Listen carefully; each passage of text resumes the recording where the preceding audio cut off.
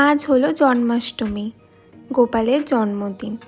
আর আমাদের বাড়িতে এই সুন্দর কিউট লাড্ডু গোপাল আছে। আজকে দুপুরবেলায় লাড্ডু গোপালকে প্রথমেই দুধ গঙ্গা জল দিয়ে স্নান করিয়ে নিয়েছি।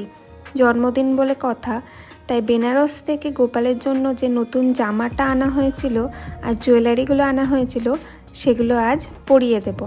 আর এই যে পরিয়ে দিয়েছি, কি সুন্দর লাগছে পরে, মুকুটটা জামাটা পুরো ম্যাচিং। এবার আমি কাল সারাদিন ধরে গোপালের জন্য যে দোলনাটা বানিয়েছিলাম সেই দোলনাটাতে গোপালকে বসিয়ে দিলাম।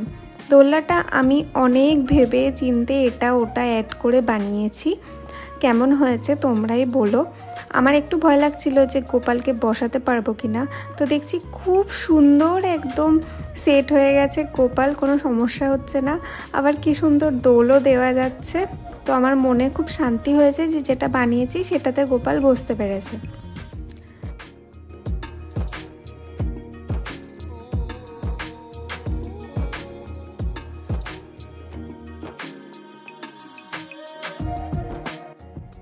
গোপালকে দুপুরবেলায় শুধু মিষ্টি আর জল দিয়েছিলাম, আর যে ভোগগুলো দেব সেগুলো সব সন্ধেবেলায় রান্না করব। আর এখন এই যে রান্না করতেও শুরু করে দেওয়া হয়েছে। এখন পায়েসটা হচ্ছে, এরপর হচ্ছে লুচি।